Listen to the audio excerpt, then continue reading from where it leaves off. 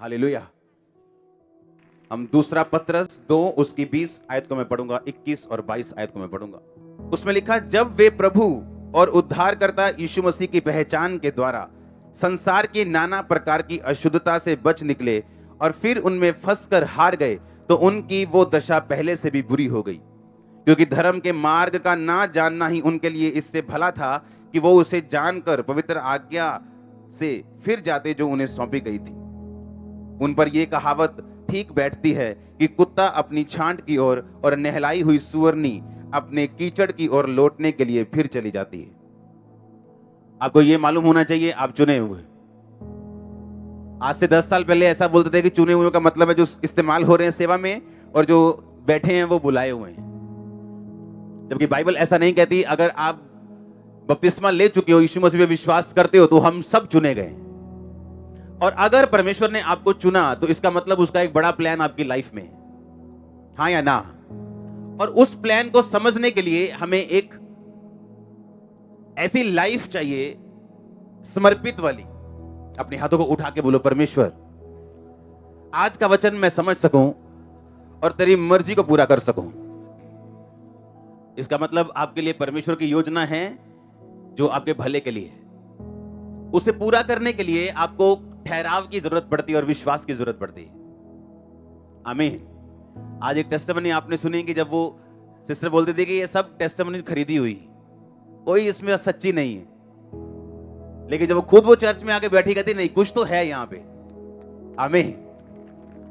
तो और उसने कहा कि मैं अपनी टेस्टिमनी को लेने से पहले ही मैंने गवाही देनी शुरू कर दी थी और मेरे द्वारा बहुत से परिवार मसीह में आ गए थे, और ये सेम टेस्टिमनी मेरी है। जिस मिनिस्ट्री को आप एक हीलिंग डिलीवरेंस मिनिस्ट्री के रूप में जानते हो, उस हीलिंग और डिलीवरेंस मिनिस्ट्री में मेरे पास हीलिंग और डिलीवरेंस नहीं थी जब ये मिनिस्ट्री की शुरुआत हुई। तो और इमेजिन करो, खुद हीलिंग ना हो और दूसरों के लिए प्रार्थना करना, यह मुश्किल काम है। और बाइबल कहती है विश्वास के बिना उसे प्रसन्न करना अनहोना है। अनहोना है। आप उसे खुश ही नहीं कर सकते अगर आपके अंदर विश्वास नहीं है। तो अगर आज प्रार्थना हुई और बेबी हो गया तो यह विश्वास थोड़ी है, ये तो ठीक है, आप पे दया हुई है खुदा की। पर उसके बाद भी अगर आपको कुछ ना मिले और आप गवाही देना ना छोड़ें, आपकी प्रार्थना कम नहीं हुई, आपके रोजे कम नहीं हुए, आपकी डेडिकेशन परमेश्वर के लिए कम नहीं हुई, तो इसका मतलब है आप रियल विश्वासी हो, आप असली विश्वासी हो। आमीन। और मैं ये जानता हूं जो विश्वास की आग इस चर्च में परमेश्वर ने लगाई है, ये पंजाब के हर जिले में जाएगी यीशु मसीह के नाम में। और आप देखोगे लोगों को इतना विश्वासी, इतना जबरदस्त फेथ में, the best is coming next church. आमीन। ऊंचा ये अनॉइंटिंग आपके यीशु मसीह के नाम में। हालेलुया। विश्वास के बिना उसे प्रसन्न करना क्या है? अनहोना। तो क्या यह विश्वास है आप प्रार्थना करें उत्तर आ जाए? यह विश्वास नहीं। विश्वास यह है कि प्रार्थना करने पर उत्तर ना आए तो भी आप उस विश्वास में खड़े रहें, यह विश्वास है। अनदेखी वस्तुओं को देखना, यह विश्वास है। स्वर्ग किसी ने देखा नहीं पर उसकी बाट जोहते रहना और अपने आप को पाप से अलग रखना, यह विश्वास है। इसमें लिखा कि अगर तुम यीशु मसीह की पहचान के दौरान नाना प्रकार की अशुद्धता से बच निकले, कि तुम मसीह में आए, तुम पाप से बचे, तुम्हें मालूम हुआ व्यभिचार पाप है, तुमने छोड़ दिया, तुम्हें मालूम हुआ दारू पीना पाप है, तुमने छोड़ दिया, चोरी करना पाप है, तुमने छोड़ दिया, कत्ल करना पाप है, तुमने छोड़ दिया, गलत संगति तुमने छोड़ दी। कहता अगर सब कुछ तुमने छोड़ दिया और कहता फिर दोबारा उसमें फंस गए और हार गए, कहता फिर तुम्हारी दशा, तुम्हारी हालत जो है वो पहले से भी बदतर होगी। कहता जैसे कुत्ता अपनी छांट की ओर और नहलाई हुई सुअरनी अपने फिर से कीचड़ की ओर लौटने को चली जाती है।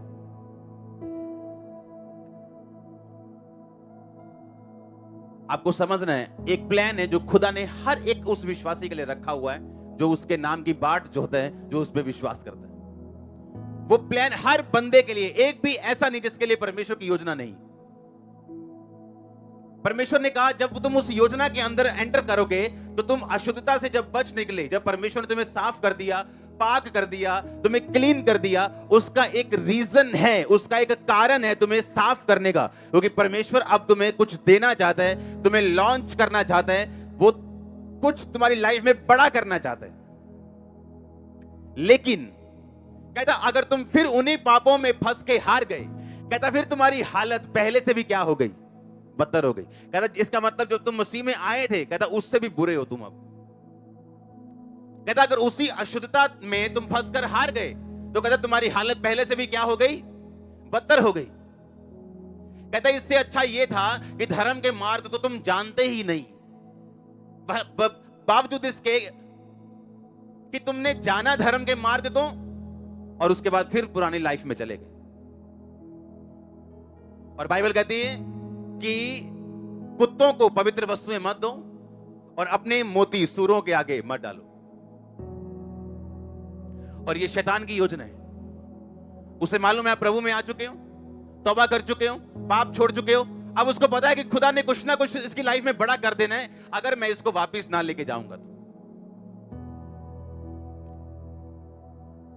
याद रखो, शैतान को एक लिंक चाहिए जिससे वो आपके साथ जुड़ सके। क्या चाहिए?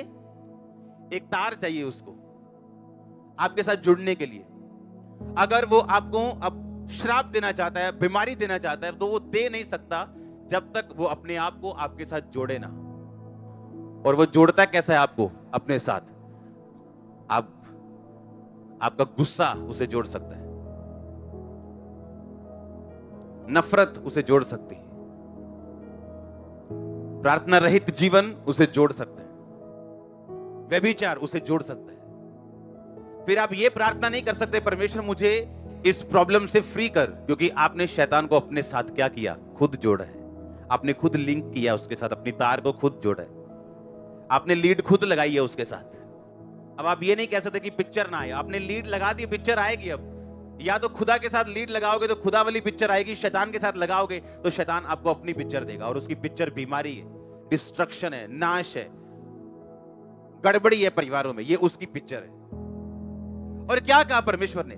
परमेश्वर ने कहा अगर तुम बच गए, तुम साफ हो गए, पाक हो गए, पवित्र आत्मा पा लिया, कहता अब इसमें बने रहो। यही मतलब है बॉर्न अगेन का, यही मतलब है नया जन्म पाए हुए विश्वासी का, कि वो संसार की ओर नहीं देख सकता, संसार की तरह नहीं चल सकता। उसे अपने शरीर पर कंट्रोल करना है, अपने इमोशंस पर कंट्रोल करना है, अपने हाथों पर कंट्रोल करना है, अपनी आंखों के ऊपर कंट्रोल करना है, ताकि जो प्लान परमेश्वर का मेरी लाइफ में है वो पूरा हो सके। क्योंकि शैतान को मालूम है मैं कुछ नहीं कर सकता जब तक ये बंदा खुद अपनी तार मेरे साथ नहीं जोड़ेगा। इसीलिए वो कोशिश करता है जहां से आप निकले हो आपको वहीं वापस लेके जाने की, जिस शराब से आप निकले हो वहीं वापस लेके जाने की, जिस जगह से आप निकले हो वहीं वापस लेके जाने की।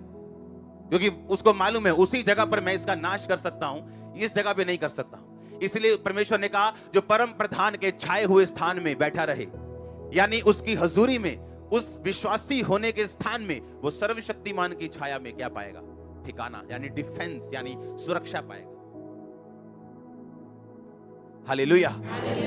और ये चेन है शैतान की, जो जिसके साथ वो आपको अपने साथ जोड़ता है वो।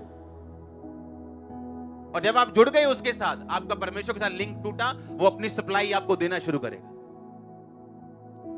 फिर आप प्रेयर करेंगे परमेश्वर ऐसा क्यों हुआ, तो उसका कोई उत्तर नहीं आएगा, क्योंकि आपने खुद उसको अपने साथ क्या किया? जोड़ा है। हालेलुया।